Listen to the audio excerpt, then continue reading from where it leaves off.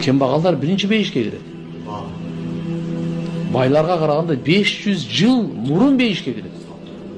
Эгерде ошол бай ибадаткөй болсо, ошол бай такыба болсо, ошол бай Алланын акысын берип турган болсо, ошондой байдан кембагал 500 жыл мурда кирет. Берки байларды айтпай эле турам мен. Алар пока эсеп китеп, ошол бай эсеп китебин беричекти ошончо.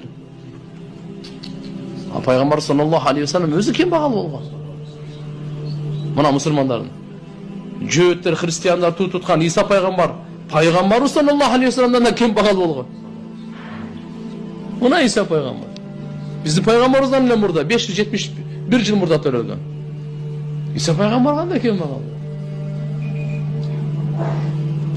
Ошон үчүн иншалла бул кембагалдык кордук эмес. Бактысыздыктын белгиси эмес. Наоборот, эгерде каниет болсо, Алла